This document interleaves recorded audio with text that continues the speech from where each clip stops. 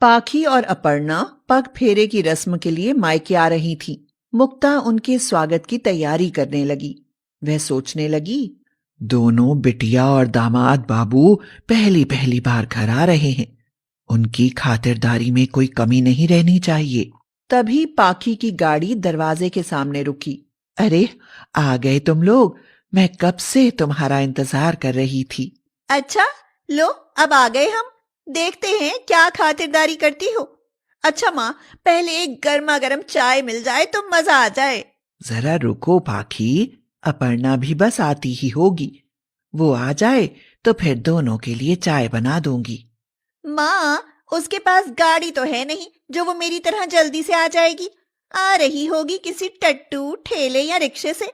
उसे आने में घंटों लग जाएंगे।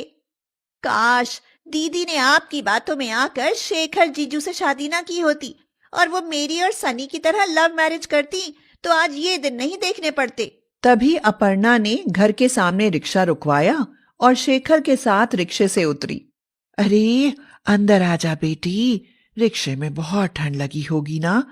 ठंड के मारे तेरे दांत बज रहे हैं। और ये क्या, तूने तो स्वेटर भी नहीं पहना और ये शॉल भी हल्की सी पहनी है। मैं थोड़ी आग जला देती हूँ। देखा माँ, यही तो फर्क होता है अमीर और गरीब में। मेरी लेदर की जैकेट और जीन्स में ठंड बिल्कुल भी नहीं लग रही। और दीदी ये 100 रुपए की साड़ी पहनकर आई है, वो भी रिक्शे में। मुझे तो हंसी आती है माँ। तुम्हें दीदी के लिए कोई अमीर लड़का नहीं मिला था क्या? चुप करो पाखी, बहुत हो गया। तुम अमीर हो तो क्या मेरे लिए कुछ भी बोलोगी? अगर ये सब तुम्हारे जीजा जी ने सुन लिया तो उन्हें बहुत बुरा लगेगा। सच ही तो कहा है, गरीब हैं तो हैं, इसमें बुरा मानने वाली क्या बात है। दोनों बहनों की बहस चलती रही। मुक्ता ने तब तक खाना लगा दिया। खाना खाने के बाद उन्होंने विदा ली। मुक्ता गरीब थी, इसीलिए उसके पास अपनी बेटियों को देने के लिए ज्यादा कुछ तो था नहीं। लेकिन खाने पीने के सारे खर्चे के बाद मुश्किल से 100 रुपए बचे थे। उसने सोचा, 50-50 रुपए दोनों बेटियों को दे देती हूँ, उन्हें अच्छा लगेगा।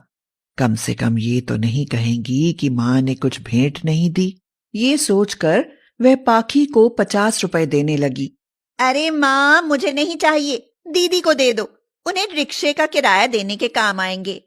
अच्छा अच्छा, ठीक है, मत लो पैसे। लेकिन बाहर बहुत ठंड है और तुम्हारे पास शॉल भी नहीं है। एक काम करो, मेरी शॉल ओढ़ जाओ।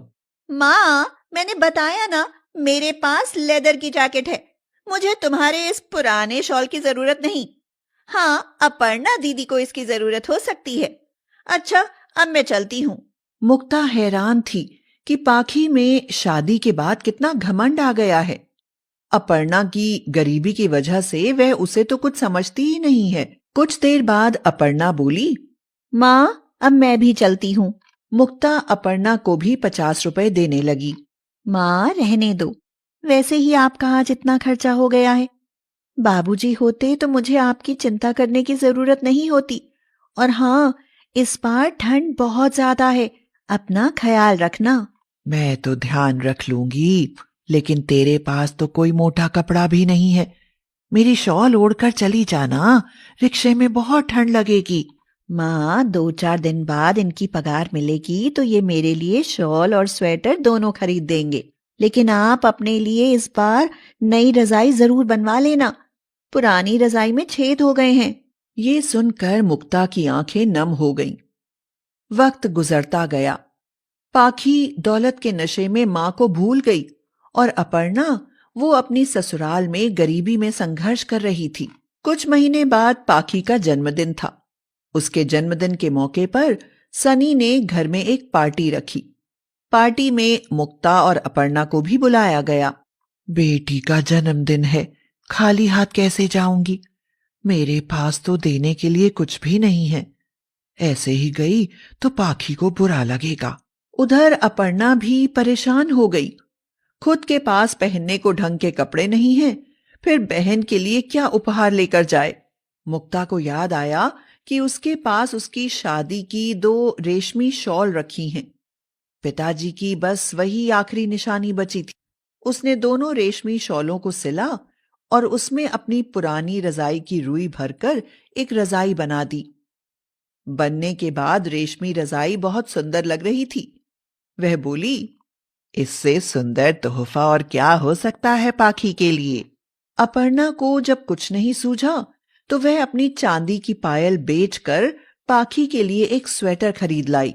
अपर्णा शेखर से बोली, बहन अमीर है, अगर खाली हाथ जाती तो हमारा मजाक बनेगा, इसलिए मैं अपनी पायल बेचकर ये स्वेटर खरीद लाई। आपको बुरा तो नहीं लगा? मैं जानता हूं तुम कोई गलत फैसला नहीं लोगी। चिंता मत करो, कुछ दिन बाद तुम्हारी नई पायल बनवा दूंगा। अपर्णा और मुक्ता दोनों अपने अपने तोहफे लेकर जन्मदिन की पार्टी में पहुंची। माँ, दीदी, कम से कम आज के दिन तो अच्छे कपड़े पहनकर आ जाती। अब रिश्तेदारों से क्या कहूँ कि ये दोनों गरीब मेरी माँ और बहन हैं। कोई बात नहीं पाखी, हम चुपके से तुम्हारे कमरे में जाकर बैठ जाते हैं, लेकिन तू हम दोनों के लिए अपनी एक रजाई दे दे, बहुत ठंड लग रही है। नहीं नहीं, मेरे कमरे में नहीं, और वहां रखी रजाई को बिल्कुल भी हाथ मत लगाना। चूल्हा जलाने से तुम लोगों के शरीर से वही वाली बदबू आती है। सनी भी ये सब चुपचाप देख रहा था, लेकिन उसने कुछ नहीं कहा। केक काटने के बाद सब ने पाखी को तोहफे दिए। माँ, क्या आप और दीदी मेरे लिए तोहफा नहीं लाई? मुक्ता ने उसे अपने हाथ से बनी रेशमी शॉल की रजाई दी और अपर्णा ने स्वेटर। उन्हें देखकर वह जोर से हंसी और दूर फेंकते हुए बोली, छी, ये क्या पुराने शॉल की रजाई लाई है माँ आप मेरे लिए? और दीदी, आप ये सस्ता सा स्वेटर क्या किसी हाट से उठा लाई? ले जाओ इन्हें यहाँ से। तभी सनी ने उसके मुंह पर जोर से तमाचा मारा और कहा, जो लड़की उस मां की नहीं हो सकती जिसने उसे जन्म दिया, उस बहन की नहीं हो सकती जिसने उसे पाला पोसा, वो भला पति या उसके परिवार की कैसे हो सकती है? जानती हो, तुम्हारे लिए मां ने अपनी रजाई खराब करके तुम्हारे लिए यह रजाई बनाई थी। तुम्हारी खुशी के लिए इन्होंने अपने पिताजी की आखिरी निशानी भी दांव पर लगा दी, और तुमने इन्हें अपनी ससुराल की रजाई को हाथ लगाने के लिए भी मना कर दिया। और अपर्णा दीदी, इन्होंने तो तुम्हारे तोहफे के लिए अपनी पायल तक बेच दी। अगर मुझे ये बाजार में अपनी मां के लिए रजाई खरीदती हुई नहीं मिलती तो मुझे इन सब बातों के बारे में कभी पता ही नहीं चल पाता। जैसे ही दीदी को पता चला कि मां अपनी रजाई से तुम्हारे लिए रजाई बना रही हैं, तो उन्हें यह चिंता हो गई कि उसके बाद मां के पास तो रजाई रहेगी ही नहीं। इसलिए उन्होंने अपनी पायल बेचकर तुम्हारे लिए स्वेटर और मां के लिए रजाई खरीदी, और तुमने उन्हें फेंक दिया। देखो कितना अंतर है अमीर और गरीब बेटी की रजाई में। अब तुम निकल जाओ मेरे घर से, मेरे घर में तुम्हारे लिए कोई जगह नहीं। मुझे माफ कर दो सनी, आपने मेरी आंखें खोल दी। नई नई अमीरी के घमंड ने मुझे पागल कर दिया था। माँ, दीदी, मुझे माफ कर दो, मुझसे बहुत बड़ी गलती हो गई। अब ये रजाई और स्वेटर मैं हमेशा आप दोनों की अमानत समझ कर रखूंगी। उन दोनों ने पाखी को माफ कर दिया। अपर्णा ने मुक्ता को रजाई देते हुए कहा, माँ, अब आप ये रजाई ओढ़ना, आपको सर्दी नहीं लगेगी। लेकिन बेटी, तेरे ससुराल की रजाई मैं कैसे ले सकती हूँ? मां, ससुराल बेटी का है, बेटी आपकी, तो ये रजाई भी तो आपकी ही हुई। मुक्ता ने अपनी गरीब बेटी को ढेरों आशीर्वाद दिए। ये सब देखकर पाखी बहुत शर्मिंदा हुई, लेकिन उसे हमेशा के लिए एक सबक मिल गया। वह समझ गई कि अमीर बेटी की ना सही, लेकिन गरीब बेटी की ससुराल की रजाई से मुक्ता आज बहुत खुश है।